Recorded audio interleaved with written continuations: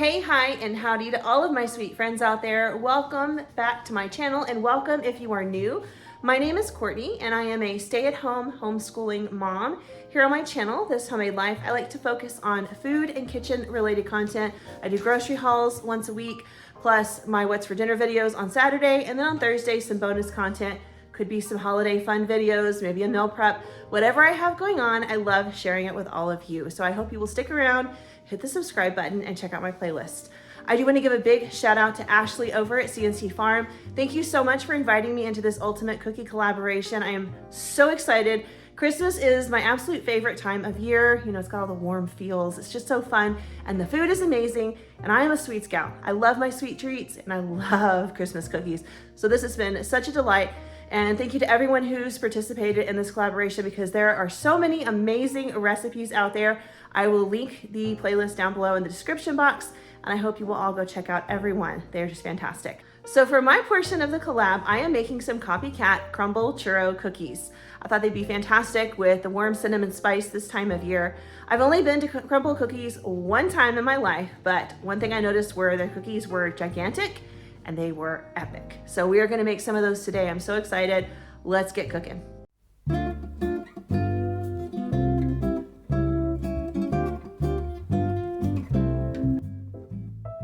right, friends, it is time to get to the baking. So I've got some butter here that I have softened on my countertop today. I'm gonna tell you straight up, I felt like I was channeling Paula Deen with this recipe. There is so much butter in every bit of it. Also gonna tell you that's probably what makes these absolutely fabulous. So holiday calories don't count. That's what I have decided. Just go with it. Trust me on this one. Holiday calories don't count. So I'm gonna start off by whipping my butter in my stand mixture there. And I'm gonna add in 1.5 cups of sugar to that 1.5 cups of butter. And then just kind of beat it till it's almost white. Now this recipe does not call for any salt. Usually sweet treats call for like a pinch of salt.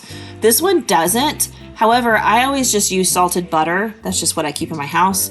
So mine did have a little bit of salt, and I would honestly recommend putting a little pinch of salt if you're not using salted butter. I just think it makes all the difference in the world. So to that, I added in my vanilla extract. I just kind of squeezed until it felt bright. And then I also added in some cinnamon. And we're just gonna let that really whip up and come together there in the mixer. And then we're gonna add in 3 eggs. I'm gonna really let my mixer go to town on these eggs. You wanna make sure that they are really well incorporated so you don't get any like little stringy bits of egg in the cookie. You know how egg can be, sometimes it's a little difficult to incorporate it and stuff, so really make sure that it's mixed in here very, very well. As you can see, mine has come together beautifully. I scrape my sides down a lot just to make sure that that butter gets beat into every bit of this recipe. So now it's time for the dry ingredients. I've got 4.5 cups of flour and 3 teaspoons of baking powder in that measuring cup there, and I poured half in. I'm gonna let that mix into my cookie dough, and then I'm gonna add the other half and let it mix in as well. This makes a lot of cookie dough, and before we start making the actual cookies, I'm just gonna kind of give you guys a heads up. This calls for making your cookies the same size as Crumble's cookies, which are massive. In fact, I believe their description in the recipe is actually your cookie dough should resemble a hockey puck before you bake it, which is pretty darn good sized. So a lot of dough doesn't make a ton of cookies. I think you could always make these smaller at home, just adjust your baking time so that you don't burn them. But I follow the recipe today just to be, you know, accurate with it 100%. So now I've made the cinnamon sugar mixture, 1/2 cup of sugar and 1 teaspoon of cinnamon, and we're going to scoop out our cookie dough. It says to use 1/3 of a cup for each cookie. So I've just got one of my bigger scoops here, and I'm scooping it out, rolling it into balls, and then rolling it in the cinnamon sugar mixture. Essentially, these are snickerdoodles at this point. Don't worry if your balls aren't perfect. It's not a big deal. You just want to be able to coat them in that cinnamon and sugar mixture and pop them on your parchment-lined baking sheet. Then we're going to smash them down. This is where we turn them into hockey pucks. And as you can see, these are really big and these are very thick. This is a huge serving size for a cookie. I think half of a cookie is probably a more accurate serving size once you pile some frosting on here. But I'm going to tell you guys, they are so good. I am not disappointed with having this much cookie to eat. So fantastic. So once I pat them down nice and flat, we're gonna bake these. They don't take very long to bake at all. 350 degrees for, I believe it's like 14 to 17 minutes. So while the cookies are cooling, we're gonna whip up some cinnamon buttercream frosting. I'm gonna start off with 3/4 of a cup of butter that I've softened on my counter. We're going to get that whipping up in the food processor, get it nice and aerated so it's real fluffy.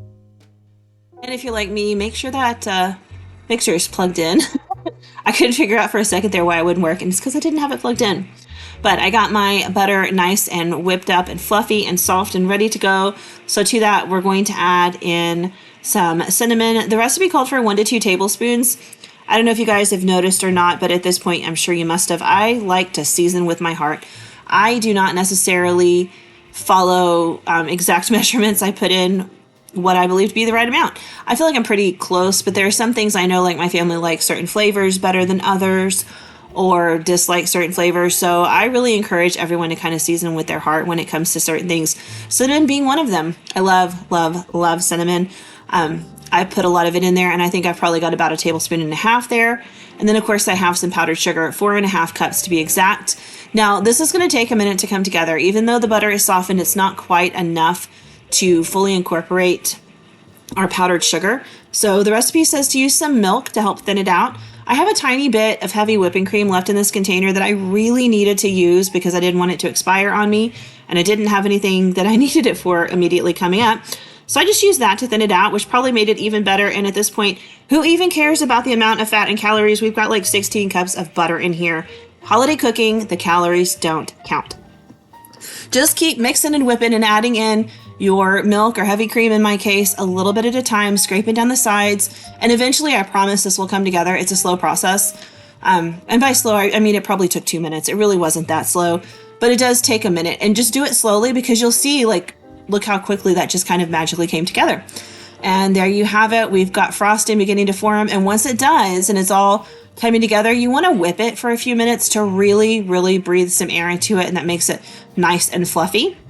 Once the cookies have cooled down, which really doesn't take that long, we're going to frost them. Now, like I said, I noticed at Crumble Cookies, their cookies are huge. I also noticed that they do not skimp on the frosting. So I'm following their lead, and I am not skimping on the frosting.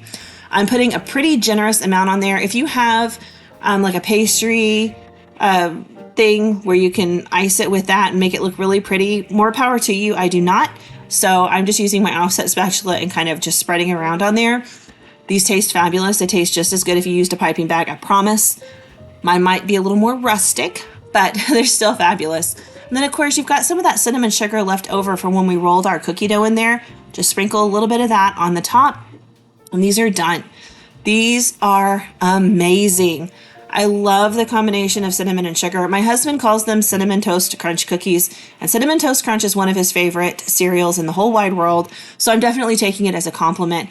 He enjoyed these so much. My kids are also just devouring them. These are so good. And again, like I said, if you're making them at home, you do not have to make them this big. You can make them a little bit more normal sized as far as cookies go. But this was definitely fun, and I enjoyed making them, and we are still enjoying eating them. So good. I hope you guys will give this recipe a chance. I think you will love it, and it comes together so quickly. It's pretty simple. I hope you guys are having a wonderful holiday season. And again, if you are new here, I hope you'll consider subscribing and sticking around. I really do appreciate you joining me here, and I will link the playlist down below for all of y'all. Happy holidays.